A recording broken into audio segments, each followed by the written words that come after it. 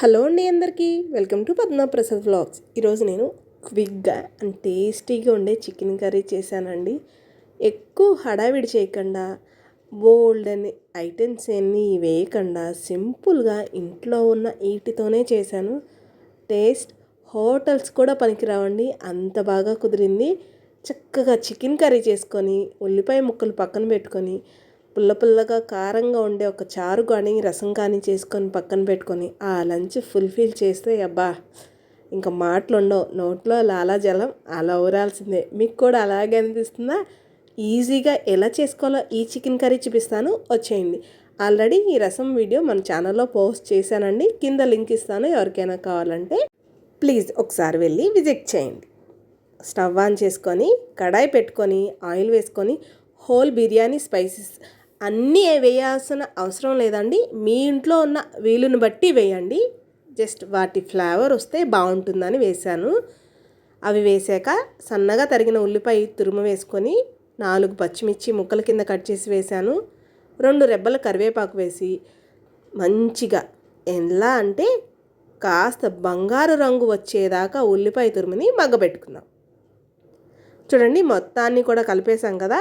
ఇప్పుడు దీంట్లోనే 1 tea spoon దాకా అల్లం వెల్లుల్లి పేస్ట్ వేస్తున్నానండి. ఫ్రెష్దేం కాదు, ఫ్రిడ్జ్లో దాసింది తీసి వేసేస్తున్నాను. మీ వీలుని బట్టి మీరు కూడా చేయండి. చూడండి, అల్లం వెల్లుల్లి పేస్ట్ కూడా వేశాక మళ్ళీ ఇంకొకసారి కలుపుకుందాం. పచ్చివాసన పోయేదాకా అల్లం వెల్లుల్లి పేస్ట్ కూడా ఉల్లిపాయ పచ్చిమిర్చితో సమానంగా మగ్గపెట్టుకుంటే సరిపోతుంది. ఇలా మొత్తాన్ని కలిపేసాం కదా. కూరకి అడుగంటకుండా చూడండి, అది చాలు. మనం ఇంకేమీ చేయవసరం లేదు. ఆయిల్ అంతా సపరేట్ అవుతుంది కదా. దాంట్లోనే 3 టమాటాలని సన్నగా చాపర్లో వేసి తురిమి వేసేసానండి. మీరు సన్నగా తరగలేము అన్నవాళ్ళు పేస్ట్ చేసి కూడా బ్రహ్మాండంగా వేసుకోవచ్చు, ఎటువంటి ఇబ్బంది ఉండదు. టమాటా ముక్కలు కూడా వేసి మొత్తాన్ని కలిపేసాం కదా. ఇలా ఈవెన్గా స్ప్రెడ్ చేసుకొని కాసేపు వదిలేసాక మళ్ళీ కలిపితే చూడండి, టమాటా ముక్కలు కాస్త మెత్తబడి ఆయిల్ నిదానంగా రిలీజ్ అవుతూ ఉంటుంది కదా. ఇప్పుడు మొత్తాన్ని కలిపేసుకొని దీంట్లోనే నేను కేజీ చికెన్ తీసుకొచ్చి నీట్గా జస్ట్ వాటర్తోనే వాష్ చేశానండి. ఎటువంటి ఇంకా ఇంగ్రీడియంట్స్ వేసి వాష్ చేయలేదు, ఎందుకంటే ఫ్రెష్గా నా ముందే కట్ చేయించుకున్నాను.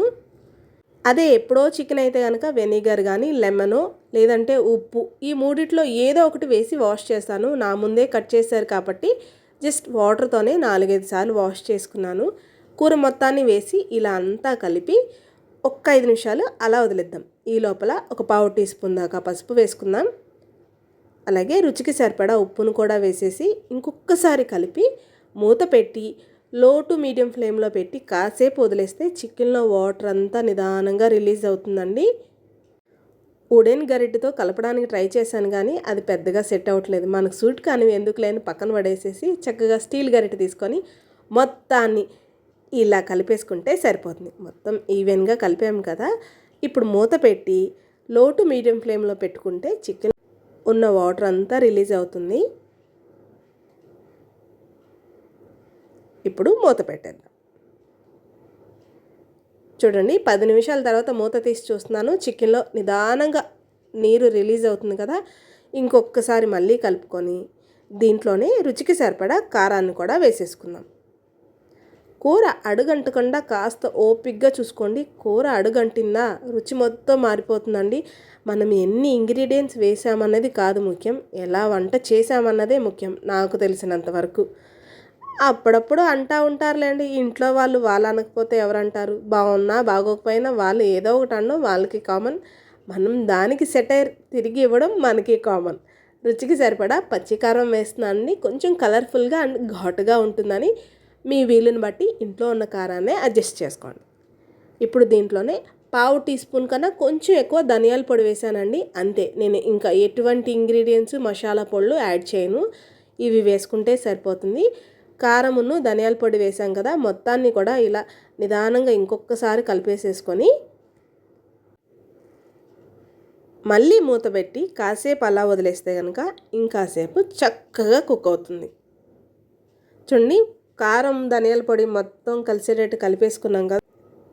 ఇప్పుడు దీంట్లో 1/4 లీటర్ దాకా నీళ్లు పోసుకుంటున్నాను. మీకు ఎంత గుజ్జు కావాలో దాన్ని బట్టి నీళ్ళని అడ్జస్ట్ చేసుకోండి. నాకు 1/4 లీటర్ వరకు సరిపోతాయి అనిపించింది.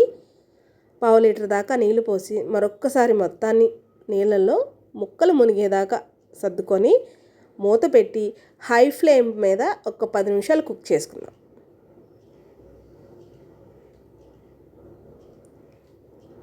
10 నిమిషాల తర్వాత మీకు చూపిస్తున్నానండి. కూర అసలు మూత తీస్తే సూపర్గా వస్తుంది సువాసన. చూడండి, 10 నిమిషాల తర్వాత హై ఫ్లేమ్లో మంచిగా కుక్ అవుతుంది కదా.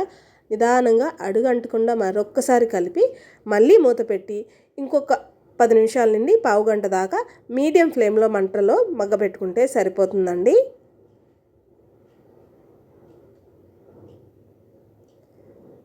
కూర అయిపోయింది, ఆయిల్ పైకి తేలింది కదా, అంటే కూర బ్రహ్మాండంగా రెడీ అయిపోయినట్టే.